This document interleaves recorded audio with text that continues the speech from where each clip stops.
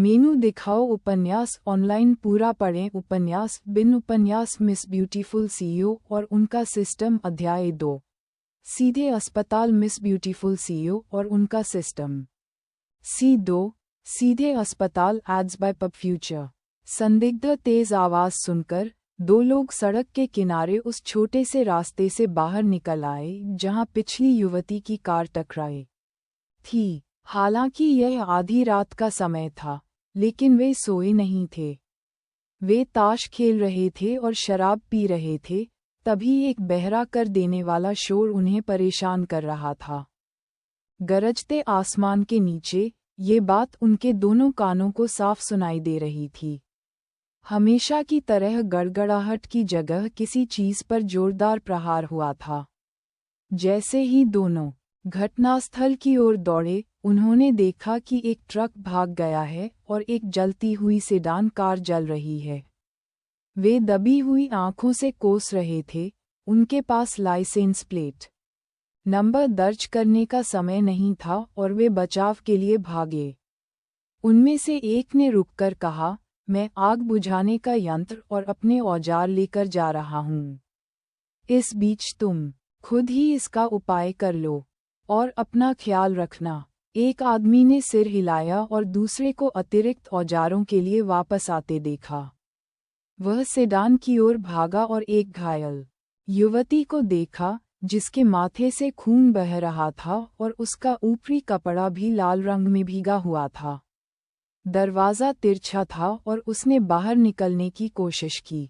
यह अटका हुआ था। वह जल्दी से गया और हर दूसरे दरवाजे को आजमाया, लेकिन सब एक जैसे ही थे। उनमें से कोई भी अब काम नहीं कर रहा था। गर्मी धीरे धीरे बढ़ती गई और उसे लगा कि यह उसकी त्वचा को जला रही है, हालांकि वह सीधे लौ को नहीं छू रहा था।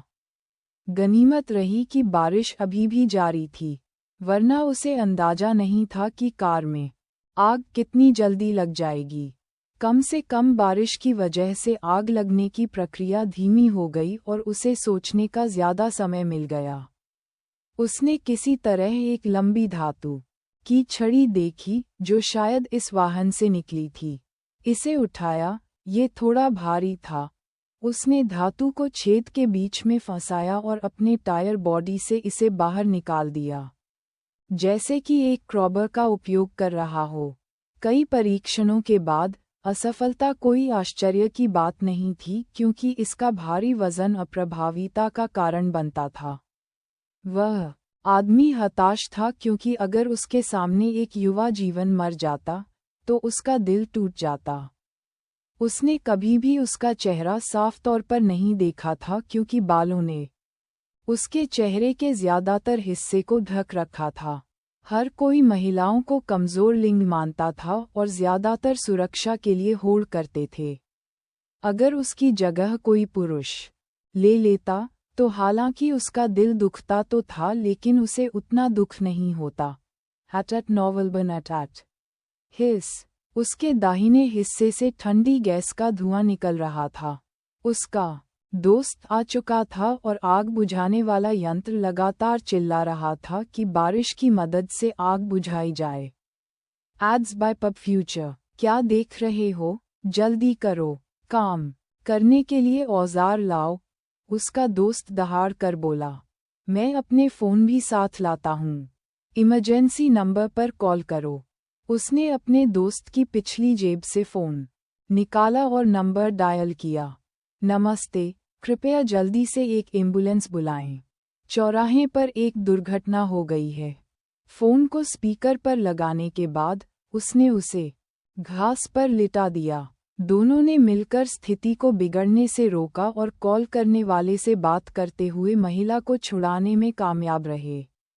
उसे कमज़ोर हालत में देखकर उसने उसे घास पर लिटा दिया।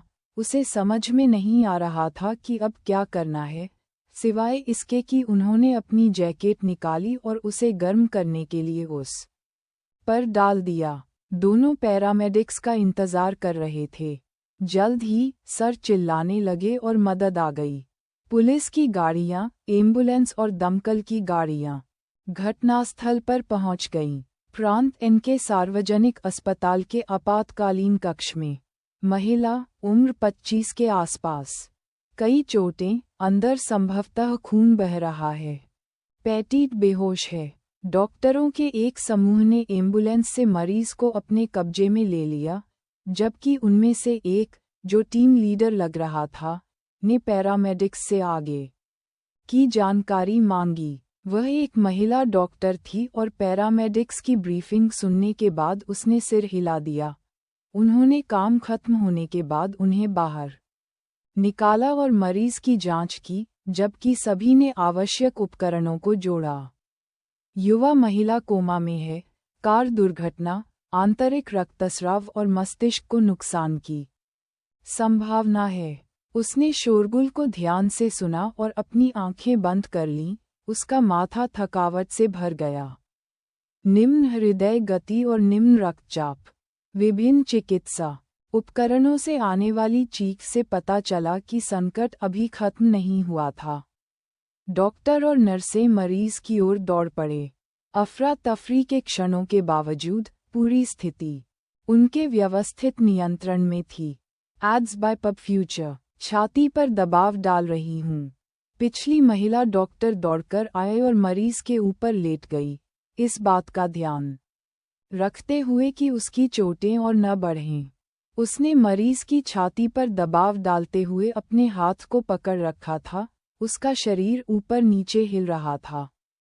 यह अभी भी गिर रहा है। बिजली का झटका चाहिए। साफ रहो। सब ठीक है।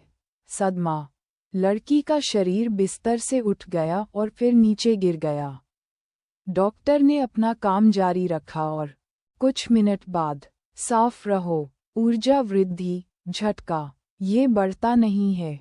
हृदय गति अभी भी कम हो जाती है। अधिक ऊर्जा। मशीन ने बीप करके सूचित किया कि वह झटके के लिए तैयार है। दूर रहो। शॉक। अब तीसरी बार बिजली का झटका दिया गया था, लेकिन कोई अच्छा बदलाव नहीं हो रहा था।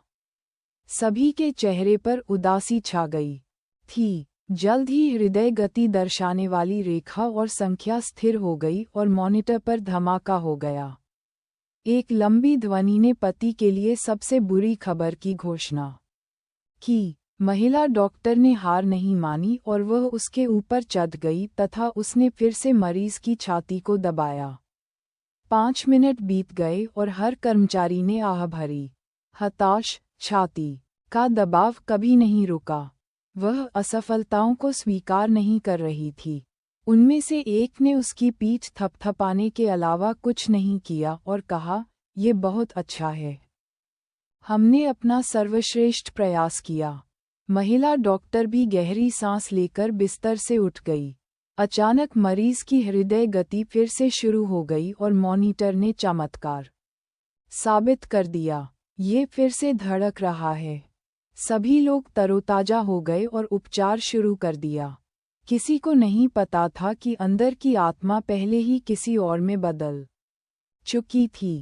Ads by pub future. उपन्यास बिन लाइट नॉवेल, वेब नॉवेल, कोरियाई उपन्यास और चीनी उपन्यास ऑनलाइन मुफ्त में पढ़ें। आप सैकड़ों अंग्रेजी अनुवादित लाइट नॉवेल, वेब नॉवेल, कोरियाई उपन्यास और चीनी उपन्यास पा सकते हैं, जिन्हें दैनिक रूप से अपडेट किया जाता है। उपन्यास ऑनलाइन पढ़ें। लाइट नॉवेल ऑनलाइन पढ़ें। ऑनलाइन मुफ्त पढ़ें। मुफ्त लाइट नॉवेल ऑनलाइन। संपर्क टॉस साइट मैप दान करें।